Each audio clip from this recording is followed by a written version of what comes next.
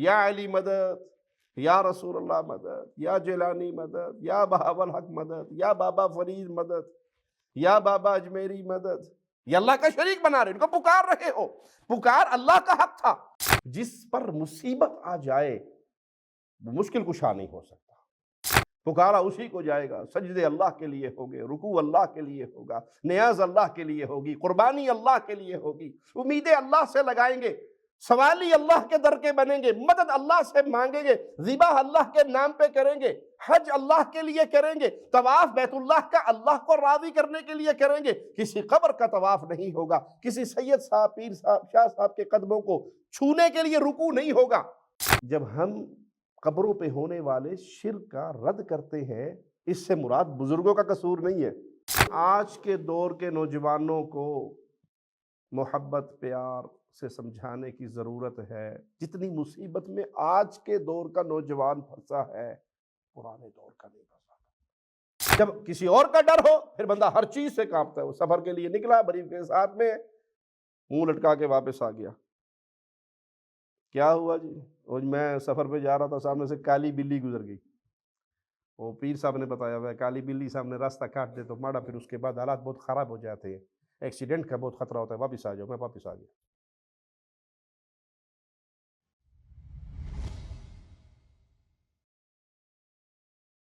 السلام علیکم ورحمۃ اللہ وبرکاتہ۔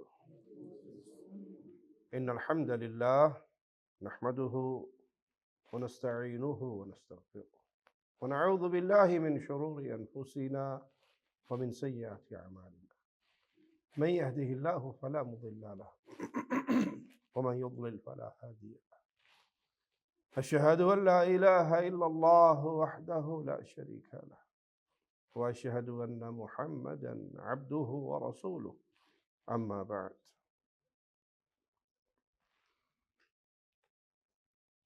اللہ مالک اس کائنات کا خالق ہے، مالک ہے، رازق ہے۔ ہمیں پیدا کرنے والا وہی، اسی نے ہمیں زندگی دی۔ جتنی نعمتیں انسان کے پاس ہیں وہ سب اللہ کی طرف سے۔ موت بھی اسی کی طرف سے آنی ہے، لوٹ کر ہم نے اسی کی طرف جانا۔ یہ زندگی امتحان کے لیے ملی ہے، سدا رہنے کے لیے نہیں ملی۔ بالآخر ہمارا ہمیشہ کا ٹھکانہ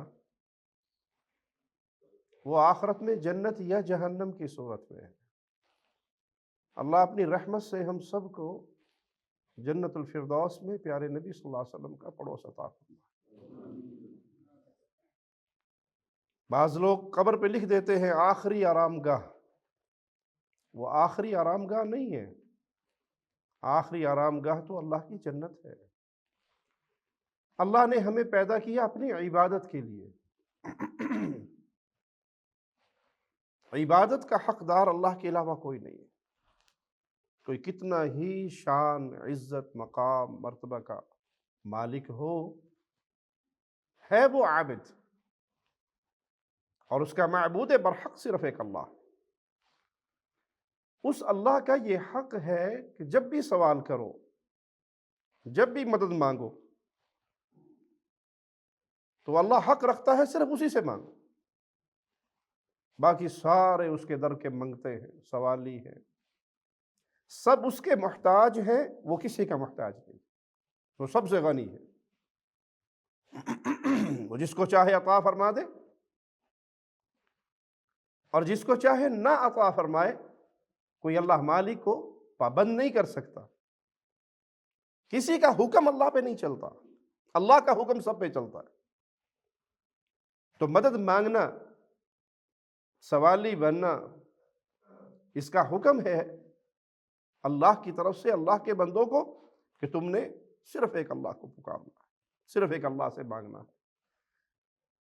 یہ دعا بہت بڑی عبادت ہے۔ الدعا هو العبادہ، دعا ہی تو عبادت ہے۔ اور یہ سبق اتنا اہم ہے کہ اللہ مالک نے نماز کی ہر رکعت کے اندر یہ سبق یاد کروایا۔ ایاک نعبد و ایاک نستعین، ہم خاص تیری ہی عبادت کرتے ہیں، خاص تجھ سے ہی مدد مانگتے ہیں۔ اور یہاں مدد سے مراد اسباب کے بغیر ہے۔ اسباب کے تحت تو آپ کسی سے مدد مانگی جا سکتی ہے، کہا جا سکتا ہے بھائی پانی پلانا، بھائی موجود ہے، سن رہا ہے، گلاس اس کے پاس ہے، جگ موجود ہے، پانی ڈال کے پلا دے گا، یہ اسباب کے تحت ہے۔ اور جہاں اسباب کے بغیر ہے، جن چیزوں پہ کسی انسان کی قدرت نہیں ہے، وہ خالص ایک اللہ کا حق ہے، اس میں اللہ کو پکارا جائے گا۔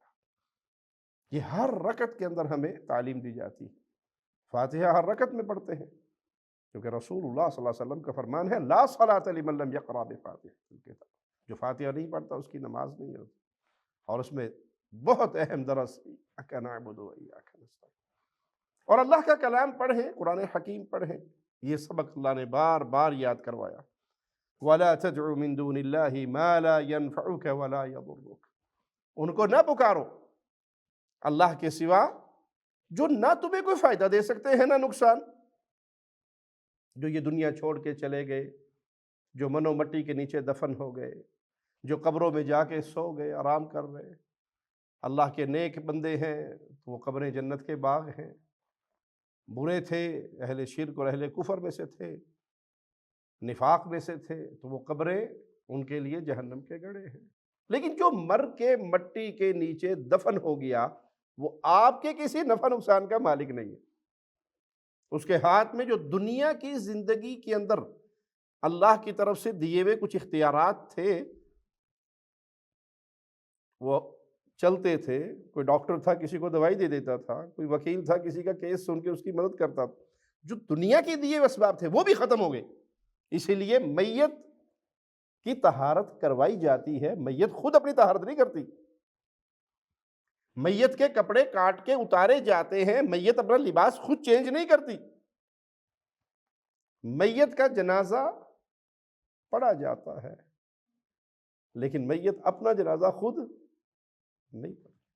میت کو کندھوں پہ اٹھایا جاتا ہے کیونکہ وہ چلنے کے قابل نہیں رہی، تو اس کو قبر میں اتارا جاتا ہے، وہ خود اترنے کے قابل نہیں۔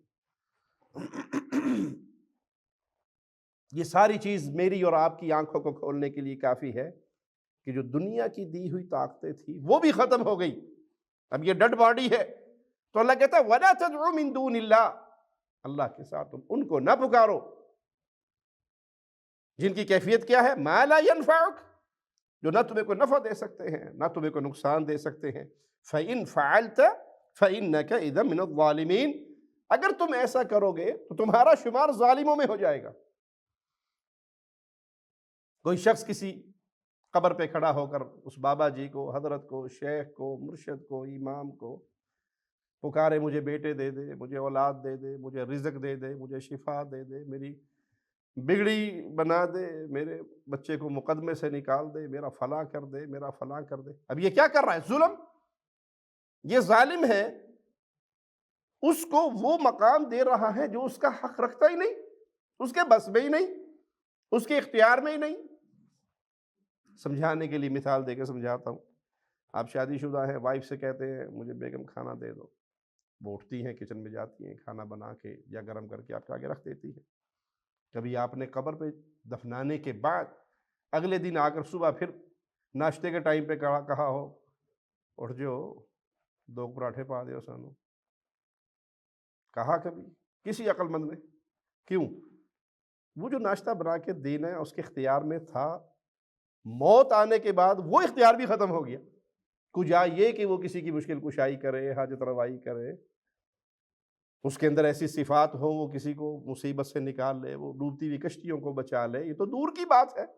جو 2 روٹیاں ڈالنے کی اس کے ہاتھ میں طاقت تھی، میت ہونے کے بعد، مردہ ہونے کے بعد وہ بھی اسے ختم ہو گئی۔ اب کوئی اسے پکارے، نیک کو پکارے، بد کو پکارے، مرد کو پکارے یا عورت کو، جو دفن ہو گئے قبروں میں، جن کے اختیار میں کچھ نہیں رہا، تو پھر مالک کہتا ہے تو ظالموں میں سے ہے۔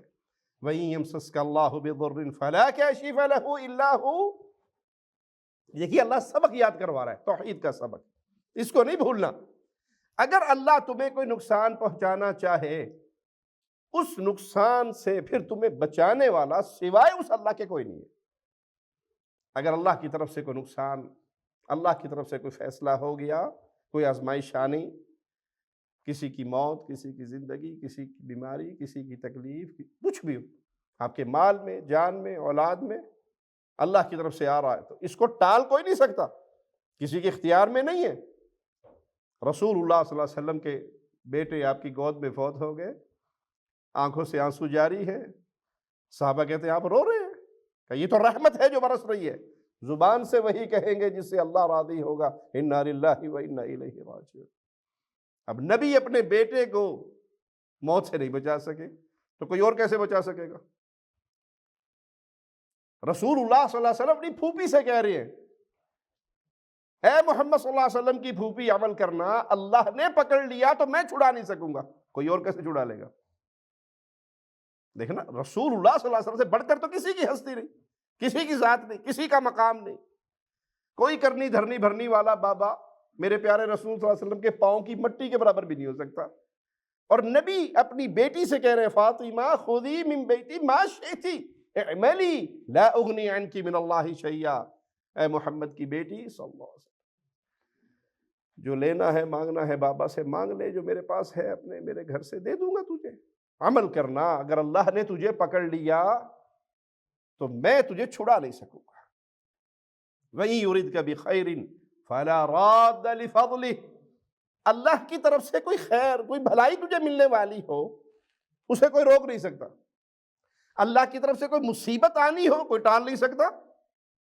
اللہ نے تجھے کوئی بھلائی دینی ہو، اس میں کوئی رکاوٹ نہیں ڈال سکتا۔ کوئی ناراض ہو گیا ہے، کسی کو غصہ آ گیا آپ پر، اب وہ یہ چاہے کہ اس کو فلاں چیز نہ ملے، اگر یہ رب نے آپ کے نصیب میں لکھی ہے تو مل کے رہے گی۔ کسی کا غصہ، کسی کی ناراضگی، کسی کا کچھ نہیں بگاڑ سکتا۔ اللہ نے نہیں لکھی، ساری دنیا مل کے دے نہیں سکتی۔ یصیب بہ من یشاء من عبادی، وہ اپنے فضل سے اپنے بندوں میں سے جسے چاہتا ہے، جو چاہتا ہے عطا کرتا ہے۔ دیکھیے بلال رضی اللہ عنہ کون ہے؟ غلام، رب نے توحید کا نور دے دیا بلال کو، رضی اللہ عنہ وارضا، توحید کا نور ملا، شان کیسی ملی؟ آپ پوچھتے ہیں بلال کیا عمل کرتے ہو؟ تیری زمین پہ چلنے کی جوتیوں کی آواز کو میں رب کی جنتوں میں سنتا ہوں۔ اور سگا چچا اس نور سے محروم رہا۔ یصیب بہ من یشاء من عبادہ، اللہ اپنے بندوں میں سے جس کو چاہے اپنے فضل میں سے جو دے دے۔ سگا چچا ابو لہب نہیں کلمہ پڑا، دشمن بنا، قیامت تک اس کی بارے میں نازل ہونے والی آیات مسلمانوں کی زبان پہ رہیں گی۔ ہے کون؟ محمد صلی اللہ علیہ وسلم کے سگے چچا۔ تو یہ اللہ ہے جس کو جو چاہتا ہے عطا کرتا ہے، وَهُوَ الْغَفُورُ الرَّحِيمُ، وہ اللہ بخشنے والا، بڑا رحم کرنے والا۔ جو لوگ اللہ مالک کو چھوڑ کر غیروں کو پکارتے ہیں، یہ اللہ کو بھی پکارتے ہیں، دوسروں کو بھی پکارتے ہیں، یہ غیر اللہ، اچھا یہ غیر اللہ کا لفظ جب بھی آئے تو ہمارے ہاں کچھ لوگ دھوکہ دیتے ہیں۔ دیکھیں جی قرآن میں ہے، یہ جو مولوی صاحب بیان کرتے ہیں غیر اللہ، غیر اللہ سے مراد اللہ کا غیر۔ محمد صلی اللہ علیہ وسلم تو اللہ کے اپنے ہیں، وہ تو غیر نہیں ہے۔ حسن و حسین تو اللہ کے اپنے ہیں، وہ تو غیر نہیں ہے۔ سیدنا علی تو اللہ کے اپنے ہیں۔ اولیاء اور صالحین تو اللہ کے اپنے ہیں، وہ اللہ کے غیر تو نہیں ہے۔ پائیے تھے پنجابی والے غیر دی گل نہیں ہون رہی کہ آپ دے تے اے پرائے، یہ اپنے اور یہ غیر۔ غیر سے مراد جو اللہ نہیں ہے وہ غیر اللہ ہے، جو اللہ نہیں ہے وہ غیر اللہ ہے۔ محمد صلی اللہ علیہ وسلم کون ہے؟ عبداللہ ہے، رب کے بندے ہیں، اللہ نہیں ہے۔ علی کون ہے؟ اللہ کے بندے ہیں، اللہ نہیں ہے۔ اللہ مالک جن کو پکارا جا رہا ہے مولا کو چھوڑ کر، ان کی بے بسی کا حال کیسے بیان کرتا ہے؟ اَيُشْرِكُونَ مَا لَا يَخْلُقُ شَيْئًا وَهُمْ يُخْلَقُونَ، یہ لوگ ان کو شریک ٹھہراتے ہیں جو پیدا کرنے کی طاقت نہیں رکھتے، خود پیدا ہوئے ہیں۔ کسی کو پکار لیا جائے اللہ مالک کے علاوہ، وہ اعلیٰ سے اعلیٰ ہستی، وہ افضل سے افضل ہستی بھی ہو، پیدا ہوئے یا وہ خالق ہے انہوں نے کچھ پیدا کیا ہے؟ مکھی کا ایک پر، کوئی بندہ دنیا میں، کوئی سیدنا عیسیٰ کو پوجنے والا ہو، کوئی عزیر علیہ السلام کی عبادت کرنے والا ہو، کوئی فرشتوں کو پوجنے والا ہو، کوئی جنات کو پوجنے والا ہو، کوئی انبیاء اور صالحین کو پوجنے والا ہو، کہہ سکتا ہے یہ مکھی کا پر فلاں بابا جی نے بنایا ہے۔ کہانیاں ہیں، قصے ہیں، جتنے مرضی جھوٹ بول لو، لیکن حقیقت کی دنیا میں کوئی ثابت کر سکتا ہے کہ گلاب کا یہ پھول پیر جیلانی نے پیدا کیا ہے؟ یہ نعمت جو دنیا میں آئی ہے اس کا خالق فلاں بابا جی ہے؟ نہیں۔ تو مالک کہتا ہے ایشرکون ما لا یخلق شیئا، تم ان کو اللہ کا شریک بناتے ہو جنہوں نے کسی چیز کو پیدا نہیں کیا، کسی چیز کو پیدا نہیں کیا۔ وَهُمْ يُخْلَقُونَ، بلکہ یہ خود اللہ کی مخلوق ہیں۔ نبی صلی اللہ علیہ وسلم کی پیدائش کا دن منایا جاتا ہے ہمارے معاشرے میں، آپ 12 ربیع الاول کو پیدا ہوئے یہ کہہ کر جشن منایا جاتا ہے۔ وہ ایک الگ بات ہے کہ وہ جشن منانا سنت ہے یا نہیں۔ سوال یہ ہے کہ نبی پیدا ہوئے تو نبی مخلوق ہوئے یا نہیں؟ خالق کون ہے؟ وہ اللہ۔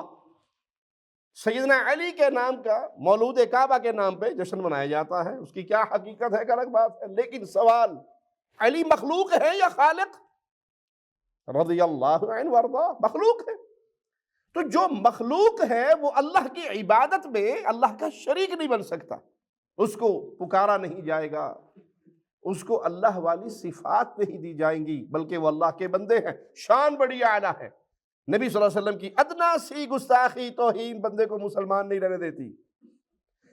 سیدنا علی کی ادنا سی گستاخی، اہل بیت کی ادنا سی گستاخی، اولیاء اللہ کی ادنا سی گستاخی انسان کو رب کا دشمن بنا دیتی ہے۔ اللہ کے ولیوں کی گستاخی انسان کو اللہ کا دشمن بنا دیتی ہے، یہ بات صحیح ہے، لیکن اللہ کے اولیاء ہیں مخلوق، خالق نہیں ہے، ان کو اللہ والا پروٹوکول نہیں دیا جائے گا۔ وَلَا يَسْتَطِعُونَ لَهُمْ نَصْرًا وَلَا أَنفُسَهُمْ يَنصُرُونَ، تم جن کو اللہ کا شریک بنا رہے ہو، یا علی مدد، یا رسول اللہ مدد، یا جیلانی مدد، یا بہاول حق مدد، یا بابا فرید مدد، یا بابا اجمیری مدد، یہ اللہ کا شریک بنا رہے، ان کو پکار رہے ہو۔ پکار اللہ کا حق تھا، یا اللہ مدد، یہ توحید ہے، یہ قرآن کی تعلیم ہے، یہ رسول اللہ کی تعلیم ہے صلی اللہ علیہ وسلم، یہ صحابہ اہل بیت اور اولیاء اور صالحین کی تعلیم ہے۔ اس کو چھوڑ کر تم اگر اللہ کے پیاروں کو اللہ کا شریک بناؤ گے تو مالک کہتا ہے وَلَا يَسْتَطِعُونَ لَهُمْ نَصْرًا وَلَا أَنفُسَهُمْ يَنصُرُونَ، یہ تو تمہارے لیے کسی نفع نقصان کے مالک نہیں، تمہاری کوئی مدد نہیں کر سکتے۔ پریکٹیکل زندگی میں بھی غور کیجئے، رسول اللہ صلی اللہ علیہ وسلم اہل مکہ کو دعوت دیتے رہے، اور جب آپ نے ان کی طرف سے سختی دیکھی تو آپ دعوت کے لیے طائف گئے کہ ہو سکتا ہے اہل طائف کلمہ پڑھ لیں، وہ اس دعوت کو قبول کر لیں، وہ مددگار بن جائے اس دعوت کے۔ اور اہل طائف نے رسول اللہ صلی اللہ علیہ وسلم کے ساتھ کیا سلوک کیا؟ اوباش پیچھے لگا دیے، پتھر مارے، آپ زخمی ہوئے، لہو لہان ہوئے۔ کیا اللہ کے نبی صلی اللہ علیہ وسلم اپنی مدد کر سکے؟ اللہ کے پیارے حبیب صلی اللہ علیہ وسلم آپ کے ساتھ اہل مکہ نے کون کون سا ظلم نہیں کیا؟ شیب ابی طالب کے اندر محصور نہیں ہوئے، تو کیا اللہ کے پیارے نبی اپنی مدد کر سکے صلی اللہ علیہ وسلم؟ نہیں۔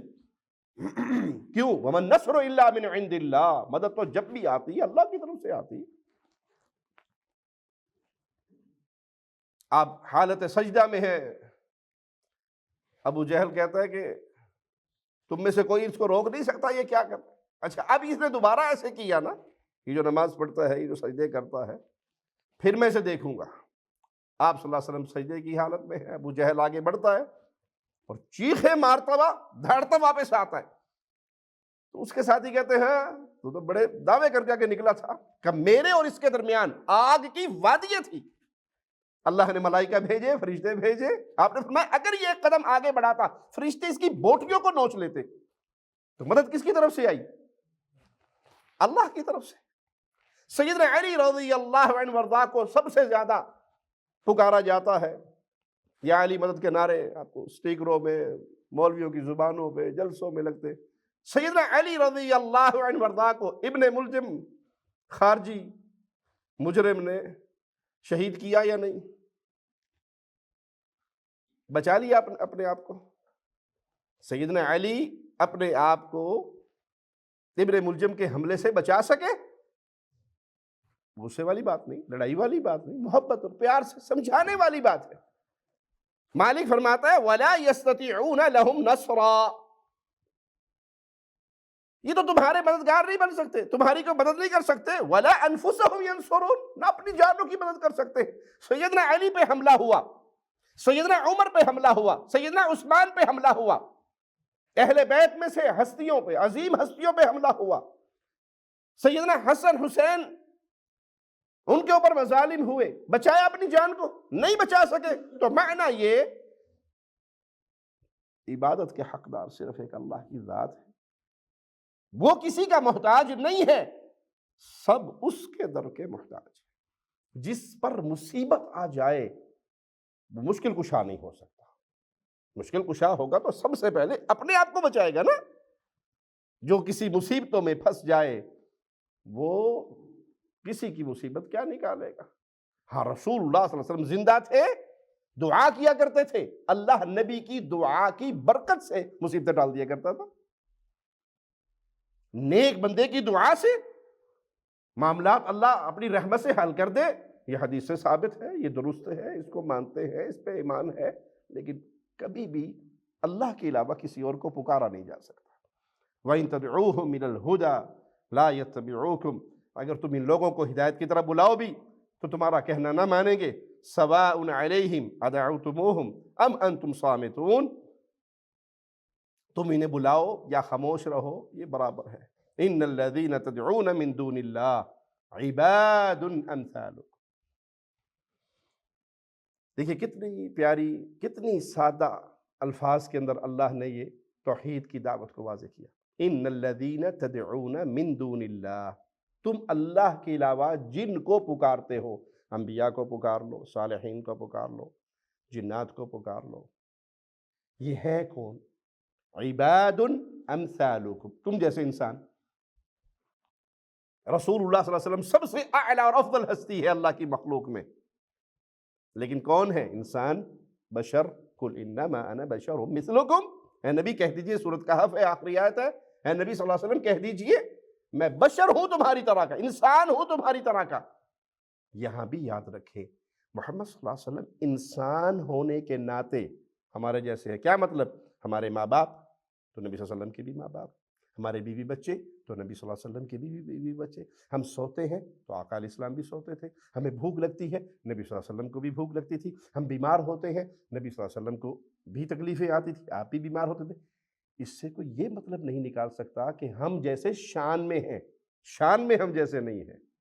شان میں تو پوری انسانیت کو ایک پلڑے میں بٹھا کر دوسرے پلڑے میں امام الانبیاء کو تولا جائے تو محمد کا پلڑا سب پہ بھاری رہے گا صلی اللہ علیہ۔ شان میں پیارے نبی صلی اللہ علیہ وسلم کے کوئی قریب سے بھی، ان کے مقام کو اللہ نے ایک ہی بندے کو مقام محمود دینا ہے اور وہ محمد الرسول اللہ ہے۔ انسان نور من نور اللہ نہیں ہے، نوری مخلوق نہیں ہے۔ ارے نوری مخلوق میں نوری مخلوق کے سردار جبرائیل علیہ السلام ہے، اور معراج کے سفر میں محمد الرسول اللہ کے خادم جبرائیل علیہ السلام۔ آپ اس لیے نوری کہیں کہ اس سے نبی کی شان بڑھ جائے گی؟ نہیں، اللہ کی مخلوق میں سب سے عظیم ہستی محمد الرسول اللہ صلی اللہ علیہ وسلم، اور آپ بشر ہیں، رب کے بندوں میں سب کے سردار ہیں۔ عباد امثالکم، جن کو بھی پکار لیں وہ آپ جیسے انسان ہیں۔ کیا معنی؟ اپنے جیسے انسان سے الوہیت کی صفتیں نہیں جوڑی جاتی۔ الہ وہی ہے، ہم بندے ہیں اس کے، پکارا اسی کو جائے گا، سجدے اللہ کے لیے ہوگے، رکوع اللہ کے لیے ہوگا، نیاز اللہ کے لیے ہوگی، قربانی اللہ کے لیے ہوگی، امیدیں اللہ سے لگائیں گے۔ سوالی اللہ کے در کے بنیں گے، مدد اللہ سے مانگیں گے، ذبح اللہ کے نام پہ کریں گے، حج اللہ کے لیے کریں گے، طواف بیت اللہ کا اللہ کو راضی کرنے کے لیے کریں گے۔ کسی قبر کا طواف نہیں ہوگا، کسی سید صاحب، پیر صاحب، شاہ صاحب کے قدموں کو چھونے کے لیے رکوع نہیں ہوگا، کسی کے سامنے سجدہ نہیں ہوگا۔ آپ دیکھیں بعض دفعہ والد صاحب بیٹھے ہو، انسان آتا ہے، والد کے ہاتھ کو چومتا ہے، نیک بندے کے ہاتھ کو چومنا، والد کے ہاتھ کو چومنا، والدہ کے ہاتھ کو چومنا، ان کے ماتھے کو چومنا جائز ہے۔ لیکن کوئی بچہ آئے اور باپ کے ہاتھ کو چوم کے پھر اپنے یوں ماتھے سے لگائے، تو اہل علم نے اس کو بھی ناجائز کہا ہے کہ سجدہ صغریٰ ہے۔ آپ چومیں وہ درست ہے، لیکن اسے ماتھے پہ لگا کے ایک سجدے کی کیفیت بنائیں تو اسلام اس کی بھی اجازت نہیں دیتا۔ سجدوں کا حقدار صرف ایک اللہ ہے۔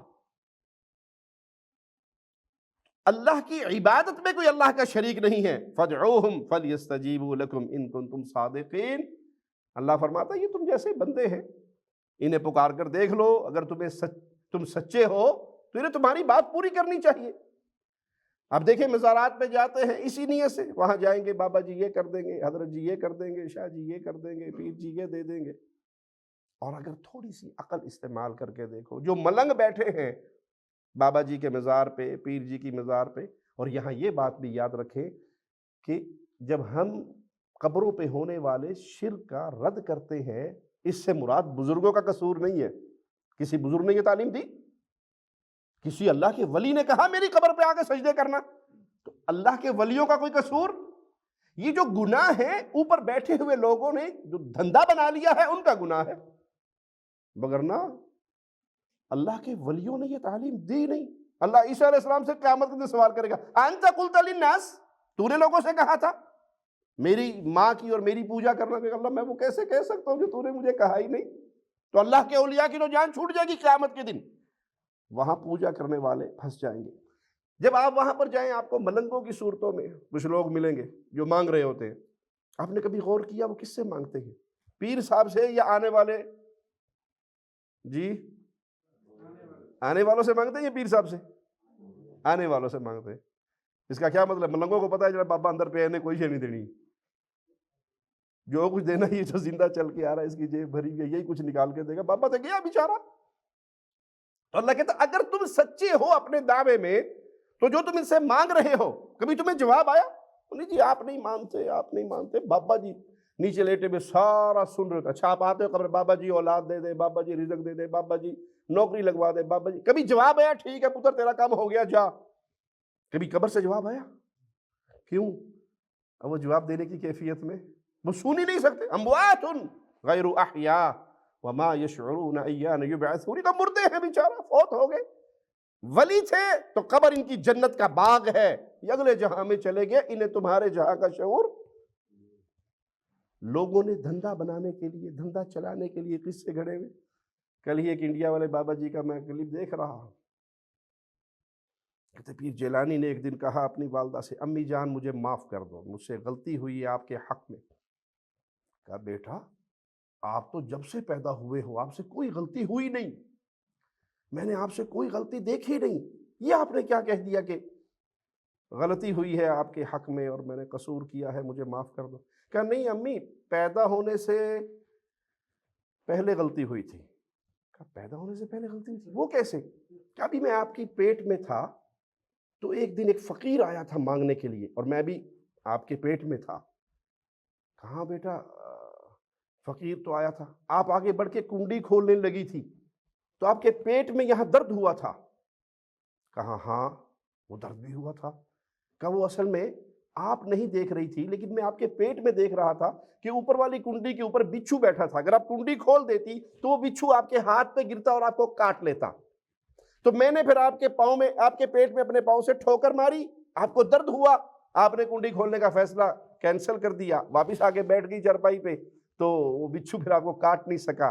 تو وہ جو مجھ سے غلطی ہوئی تھی نا، پیدا ہونے سے پہلے میں نے آپ کے پیٹ میں پاؤں مارا تھا، مجھے اس پر معاف کر دو۔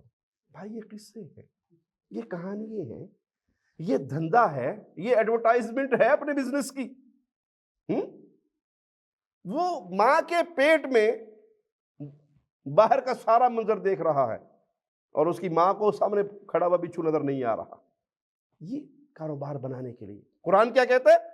اگر تم سچے ہو، تم جو ان سے مانگتے ہو انہیں پھر پورا کرنا چاہیے، انہیں جواب دینا چاہیے، تمہیں کچھ رزلٹ ملنا چاہیے. اَمَّن يُجِيبُ الْمُضْطَرَّ إِذَا دَعَاهُ. پھر مالک سوال کرتا ہے کون ہے جو پریشان حال کی پکار کو سنتا ہے؟ کون ہے؟ وَيَكْشِفُ السُّوءَ. پھر اس پریشانی کو ٹال بھی دیتا ہے، مشکل کشائی بھی کر دیتا ہے. کوئی ہے اللہ کے علاوہ؟ اَإِلَٰهٌ مَّعَ اللَّهِ. اللہ کے ساتھ کوئی اور بھی الہ ہے؟ بعد میں تفسیر ابن کثیر کے اندر ایک حاجی کا واقعہ ہے کہ وہ جب جدہ کے ساحل پہ اترا تو ایک سوار کے ساتھ اس کا معاملہ طے ہو گیا. جی میں لے جاؤں گا آپ کو، میں چھوڑاؤں گا. وہ بیٹھ گیا، اس کے پیچھے سوار ہو گیا. اور جب اس نے دیکھا کہ یہ تو بڑی ایسی وادیوں سے گزر رہا ہے جو سنسان ہے، کوئی قافلہ نہیں مل رہا راستے میں، تو اسے تھوڑا سا شک ہوا. اس نے کہا یہ آپ کدھر سے لے کے جا رہے ہو؟ کہتے ہیں شارٹ کٹ مار رہا ہوں، جلدی پہنچ جائیں گے. تو ایک وادی میں پہنچا تو وہاں اسے ڈھانچے نظر آئے لوگوں کے، منڈیاں کٹی ہوئی ہیں اور جسم ہڈیوں کے پنجر پڑے ہیں. وہ سمجھ گیا کہ میں تو ڈاکو کے ہاتھ چڑھ گیا. کہنے لگا یہ سواری بھی لے لو، میرا سارا مال بھی لے لو، مجھے چھوڑ دو، مجھے مارنا نہ. اس نے کہا تیرا مال تو سارا ہے ہی میرا، اگر تجھے چھوڑ دوں گا تو میرا تو لیک آؤٹ ہو جائے گا سارا بزنس. تیری موت کا ٹائم آ گیا، میں نے تجھے مارنا ہے، سب کچھ لوٹ لینا ہے. اچھا پھر ایک ریکویسٹ میری مانو گے؟ کہا ہاں بتاؤ. کہا 2 رکعت نماز پڑھنے دو. پڑھ لے نماز، کوئی مشکل نہیں، میں سائڈ پہ ویٹ کر لیتا ہوں، 2 رکعت نماز پڑھ لے.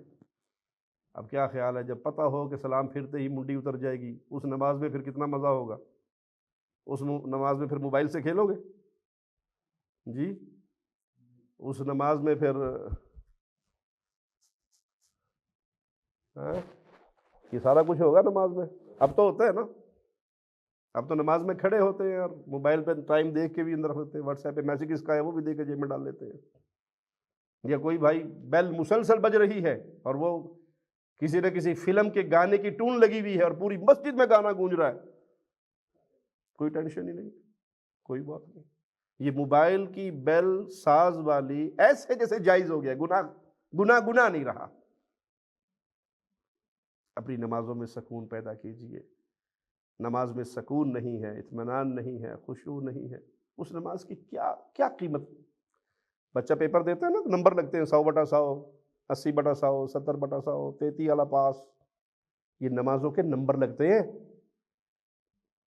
نمازوں کے نمبر لگتے ہیں. اور بڑے بدنصیب ہیں وہ نمازی جن کے سلام پھرنے کے بعد نماز انہیں بددعا دیتی ہے، اللہ تجھے تباہ کرے جیسے تو نے مجھے برباد کیا. نماز کے لیے کھڑا ہو گیا، اب اس کی نماز میں یہی اَمَّن يُجِيبُ الْمُضْطَرَّ إِذَا دَعَاهُ. اللہ کون ہے جو مصیبت میں پھنسے ہوئے کو اس مصیبت سے نکال سکے، مشکل کشائی کر سکے؟ ہے کوئی تیرے علاوہ؟ رو رہا ہے، رب کو پکار رہا ہے. دل اور دماغ اور آنکھیں اور ہر چیز خالق کی طرف متوجہ ہے. اور اچانک وہ ایک گھوڑا سوار کی آواز سنتا ہے جو تیزی سے آتا ہے ہوا کی طرح، اور اس ڈاکو کی گردن اڑاتا ہوا جیسے آتا ہے ویسے نکل جاتا ہے. اللہ نے سن لی، دشمن کو ہلاک کر دیا، اس کو بچا لیا. تو بھائی وہ اللہ ہے، وہ خالق ہے، وہ مالک ہے، اس کی عبادت میں کسی کو شریک نہ کریں. اپنی ہر مدد، اپنا ہر مسئلہ. اچھا کوئی ایسا مسئلہ ہے جو اللہ سے حل نہ ہوتا؟ نعوذ باللہ ثم نعوذ باللہ. سوچئے کوئی ایسی بات جو اللہ کے بس میں نہ ہو اور پیر جیلانی کے بس میں ہو، کہ اس سے بڑا بھی کوئی کفر ہوگا؟ جب ہر چیز مالک کے اختیار میں ہے، ہر چیز کے خزانے اللہ کے پاس ہیں، پھر اللہ کو چھوڑ کر غیر سے مانگا کیوں جائے؟ یہی تعلیم رسول اللہ صلی اللہ علیہ وسلم دے رہے ہیں. جب بھی مدد مانگو فاستعن باللہ، ایک اللہ سے مانگو، ایک اللہ سے مانگو. اور جو ایک اللہ کے در کا منگتا بن جاتا ہے وہ کبھی بھی خالی ہاتھ، وہ کبھی بھی اس کی جھولی خالی نہیں رہتی. یہاں مراد کیا ہے کہ جس چیز پہ کسی کا اختیار نہیں ہے، اسباب سے اوپر ہے معاملہ، اللہ سے مانگا جائے گا. اسباب کے تحت مسلمان کی مدد کرتا ہے، اور اللہ نے اس کا حکم بھی دیا وَتَعَاوَنُوا عَلَى الْبِرِّ وَالتَّقْوَى. اپنے بھائیوں کی نیکی اور تقوی کے معاملے میں مدد کرو. وَلَا تَعَاوَنُوا عَلَى الْإِثْمِ وَالْعُدْوَانِ، گناہ برائی کے کاموں میں مدد نہ کرو. کیا مطلب؟ کوئی آپ سے کہے جناب باہر جا رہے ہیں، میرے واسطے سگریٹ کی ڈبی لے آئے جے. سوری میں نہیں لا سکتا. نسوار کی پیکٹ لا دینا، نہیں میں نہیں لا سکتا. حرام چیز یہ لا دیجیے، نہیں میں نہیں لا کے دے سکتا. ہاں دودھ لا دیں، بالکل لا کے دوں گا، میرے بھائی ہیں، آپ کا حق بنتا ہے. نیک کام کے اندر مدد کیجئے، گناہ کے کام میں کبھی کسی کی مدد نہ کیجیے، وگرنہ وہ گناہ کر رہا ہے، آپ اس کے پارٹنر بغیر گناہ کیے بن رہے ہیں. یہ جو بھائی ہمارے موبائل ٹھیک کرتے ہیں، اس پہ کام کرتے ہیں، آپ کے پاس کوئی آیا جی اس میں نا جو لیٹسٹ فلمیں ہیں نا 2-4 ڈال دو، میں فارغ بیٹھ کے دیکھ لوں گا. آپ نے ڈال کے 25 روپے لے لیے، اس سے 20 ریال لے لیے، لیکن 20 ریال کی کمائی بھی حلال نہیں آپ کے لیے، اور وہ جتنی دیر بیٹھے فلمیں دیکھ رہا ہے اور آپ بیٹھے ہوئے سبحان اللہ کی تسبیح کر رہے ہو، اس گناہ میں آپ برابر کے شریک ہو. آپ نے یہ کام کیا ہے، آپ نے اس کی چیز لا کے دی ہے. اس سے بڑھ کے تھوڑی سی بات کہہ دوں، اپنے گھروں کے اندر بے حیائی، ساز موسیقی کے آلات دینے والے ماں باپ پہلی صف کے نمازی ہیں، تسبیح کرنے والے، اللہ کا ذکر کرنے والے، اللہ کو یاد کرنے والے، قرآن پڑھنے والے. بیوی، بیٹیاں، بیٹے فلمیں گانے دیکھنے والے، سارا گناہ آپ کے اکاؤنٹ میں جمع ہو رہا ہے. کیوں؟ یہ چیز آپ نے لا کے دی ہے. اپنے گھر میں یہ ڈش انٹینے کی لالت آپ نے لگائی ہے. یہ اپنے بچوں کو ہر گھر کے اندر، ہر روم کے اندر نیٹ کا کنیکشن دے کے آپ نے آزاد چھوڑا ہے، بغیر نگرانی کے.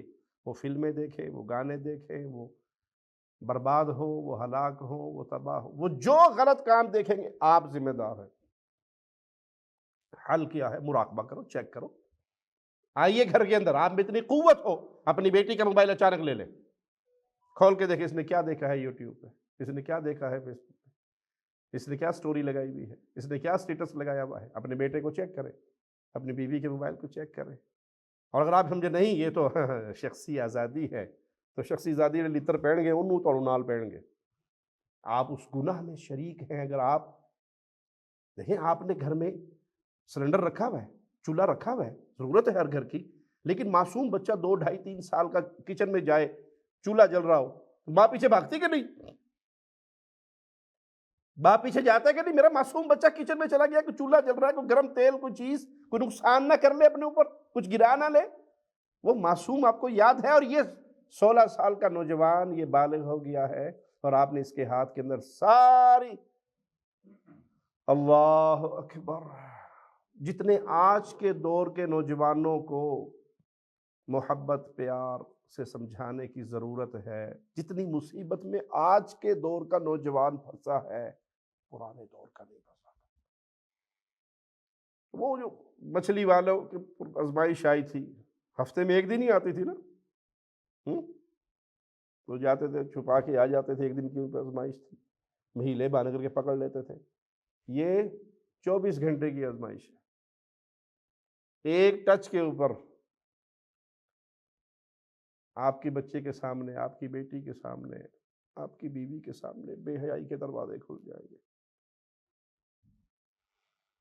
تو کبھی بھی برائی کے کام میں مجبوری ہے، والدہ ساتھ بیٹھے، باپ ساتھ بیٹھے، ایسے سافٹ ویئر اپنے بچوں کے موبائل میں ڈالیں جس سے گندی ویب سائٹیں نہ کھلیں، ان کی سیکورٹی کریں.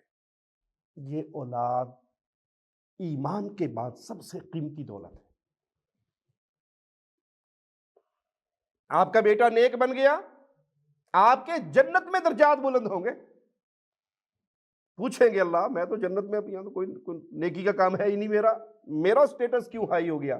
تیرا بیٹا تیرے لیے مغفرت کی دعا کرتا ہے.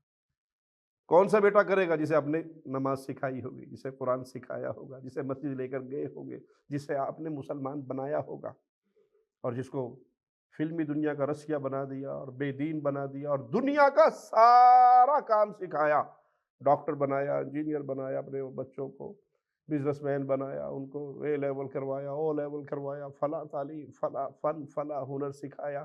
نہیں سکھایا تو قرآن نہیں سکھایا، نہیں سکھایا تو نماز کا طریقہ نہیں سکھایا، نہیں سکھایا تو اللہ کا دین کی طرف چلنے کا راستہ نہیں سکھایا. کیا خیال ہے یہ بچہ دعا کرے گا؟ یہ بچہ پھر دعا نہیں کرے گا. اپنی اولاد کی خاص فکر کیجئے. اسی طرح اللہ پر بھروسہ کیجئے. یہ عبادت ہے، یہ دل کی عبادت ہے. دل کا آپ کا اللہ کے ساتھ ایک ایسا تعلق ہو کہ میں نے اپنے اللہ سے مانگا ہے، میرے اللہ پر امیدیں ہیں، اللہ کے علاوہ میں کسی کے در کا سوالی نہیں بنتا. کیوں؟ رسول اللہ صلی اللہ علیہ وسلم نے عبداللہ ابن عباس کو جو وصیتیں کی، جو ہمارے درس کا ٹاپک چل رہا ہے، اس میں ایک کیا تھا؟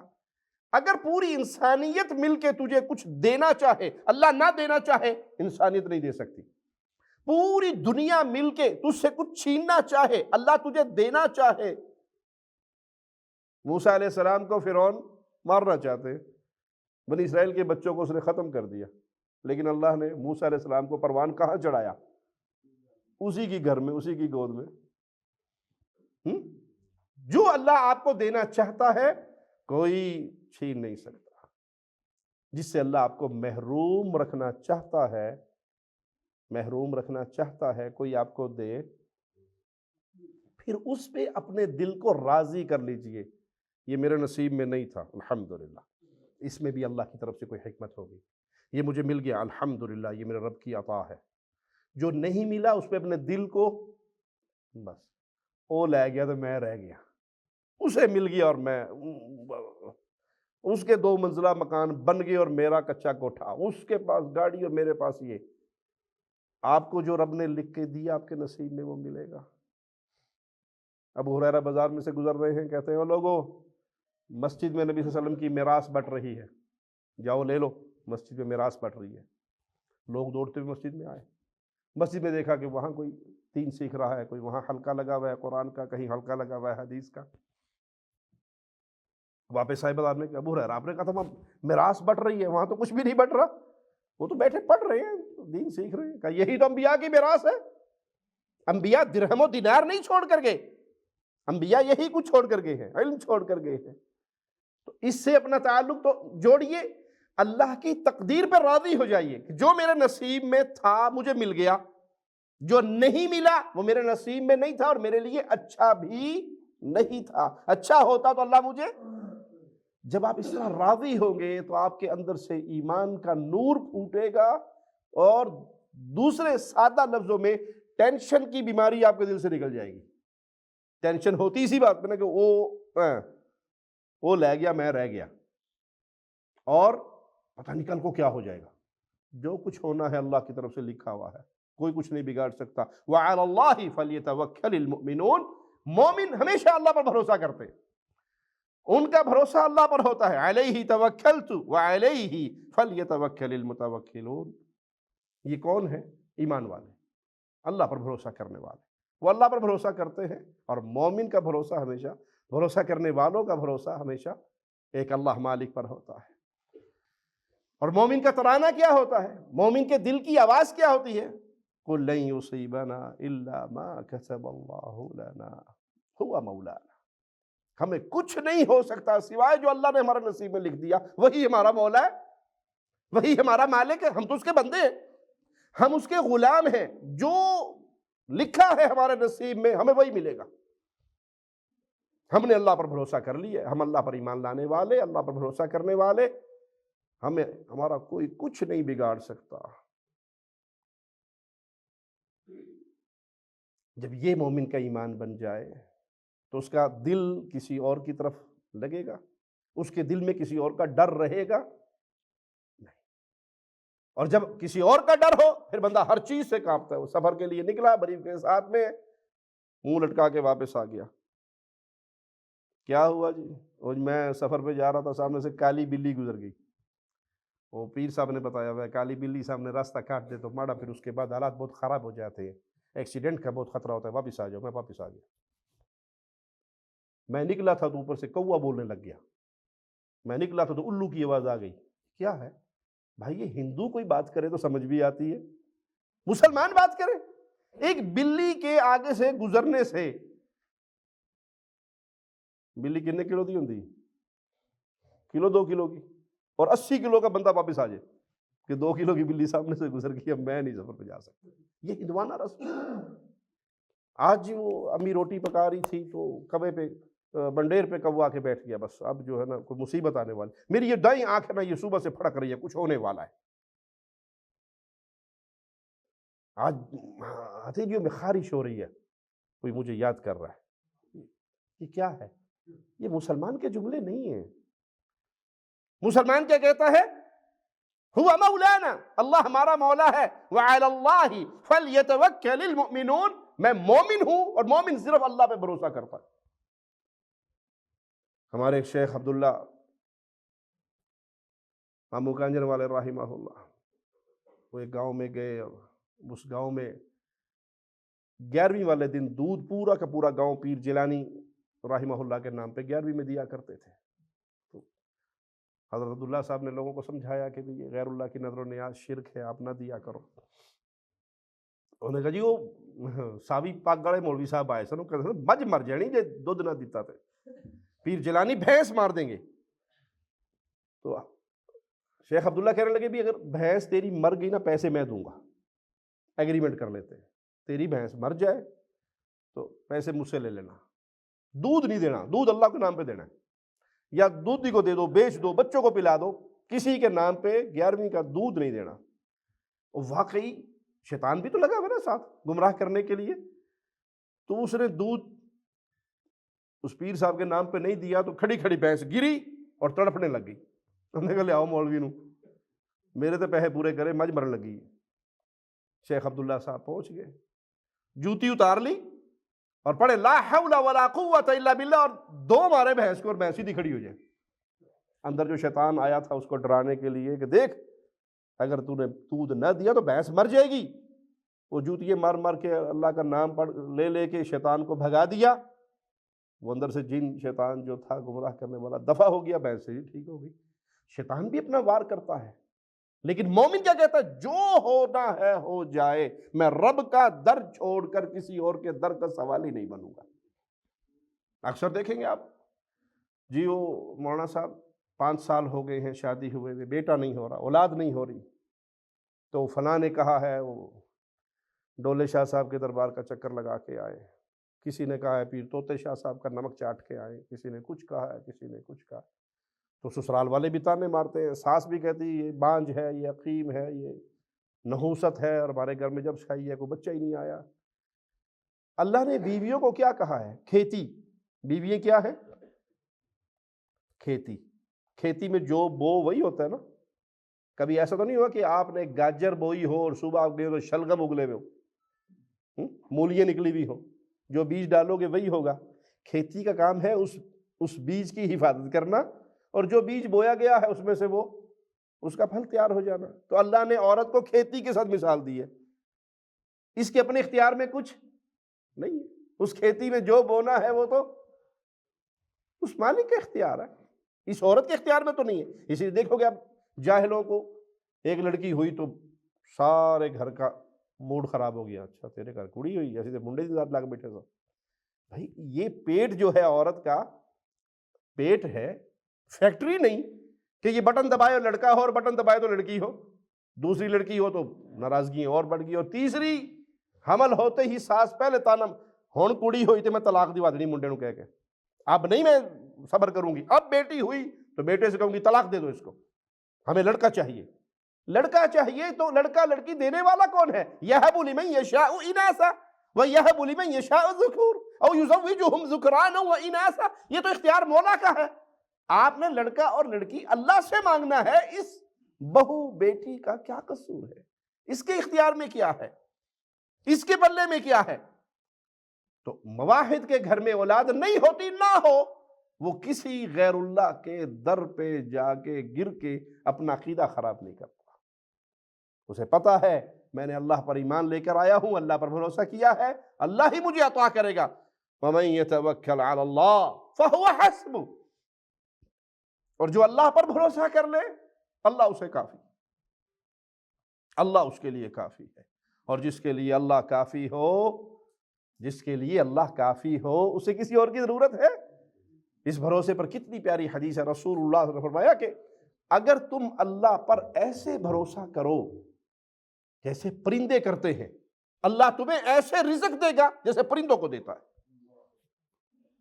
پرندوں کے گھونسلوں میں آپ نے دیکھا ہے ڈبل ڈور فریج ہو، جی، کوئی سٹور ہو، ایک لاک میں اضافی چاول، چینی، بوریاں وہاں سٹاک کی جائے، خالی پوٹے صبح اٹھ کے نکلتے ہیں اور بھرے ہوئے پیٹ رات کو اپنے گھونسلوں میں واپس آتے ہیں۔ کیا معنی؟ اگر تم اللہ پر بھروسہ کرو جیسا بھروسہ کرنے کا حق ہے، اللہ تمہیں ایسے رزق دے گا جیسے پرندوں کو دیتا ہے۔ یہاں ایک اور بات بھی یاد رکھے، اس کا مطلب یہ نہیں ہے کنڈی مار کے مندر بیٹھو میرا اللہ سے بھروسہ ہے جی آج میں رات نو بریانی کھانی اللہ ہی دے گا۔ اس حدیث میں کیا ہے؟ جیسے پرندے اللہ پر بھروسہ کرتے ہیں تم ایسے کرو، اللہ ایسے رزق دے گا جیسے پرندوں کو دیتا ہے۔ پرندہ صبح صبح اڑتا ہے، یہاں بیٹھتا ہے، یہاں چگتا ہے، نہیں ملتا پھر اڑتا ہے، وہاں جاتا ہے، پانی تلاش کرتا ہے، اس کی محنت دیکھیے سارا دن کی، سمجھ آئی؟ تو محنت بھی سامنے رکھنی ہے، آپ کے ذمہ محنت ہے اور دینے والا عقل ہے، ثم توکل اللہ، محنت کرے، بھاگ دوڑ کرے، سبب اختیار کرے، لیکن یہ یاد رکھے کہ اس سبب میں کوئی کمال نہیں ہے، کمال مولا کے۔ کوئی چھری چلا دے تو نہیں کاٹ سکتی اگر میرے اللہ کا اذن نہ ہو۔ ڈر میرے اللہ کا ہے، حکم میرے اللہ کا ہے، امید میرے اللہ پر ہے۔ صرف ایک اللہ پر بھروسہ یہ ایمان ہے اور یہ ایمان کا تقاضا ہے۔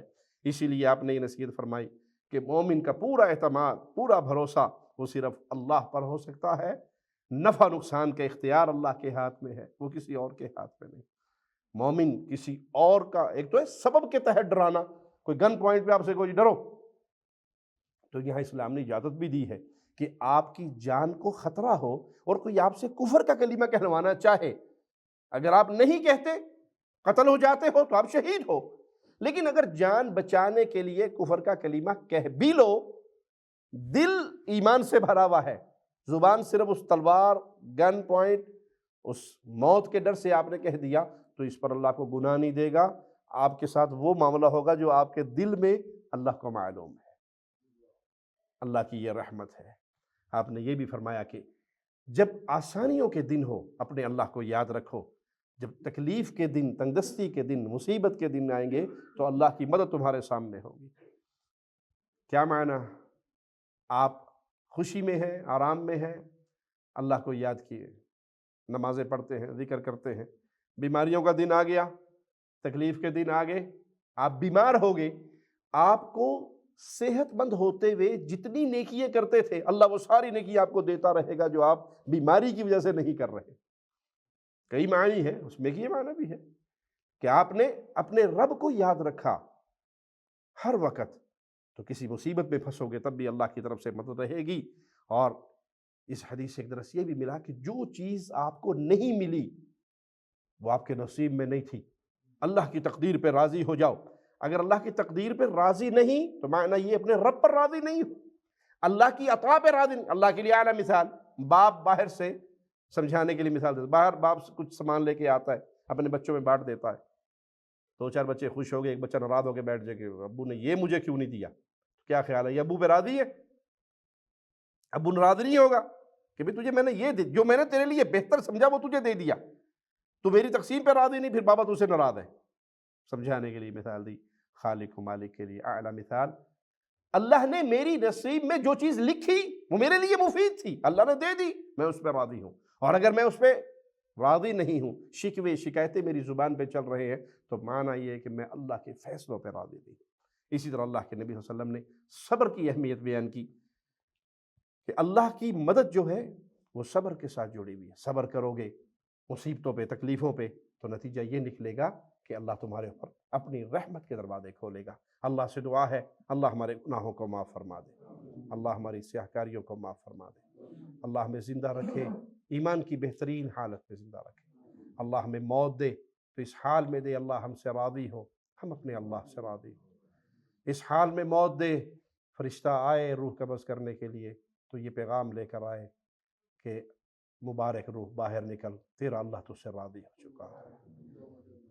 اللہ ہمیں ان خوش نصیب لوگوں میں شامل فرمائے۔ اللہ جتنے بھائی دور دور سے سفر کر کے تیرے دین کی باتیں سننے کے لیے یہاں آئے، اللہ ان کا آنا قبول فرما، اس مجلس کو وہ پیاری مجلس بنا کہ جب ہم یہاں سے اٹھیں تو تیری طرف سے رحمت کا یہ آوازہ آئے کہ اٹھ جاؤ، تم سب کے گناہوں کو معاف کر دیا گیا ہے۔ اقول قولی ھذا واستغفر اللہ لی ولکم ولسائر المسلمین۔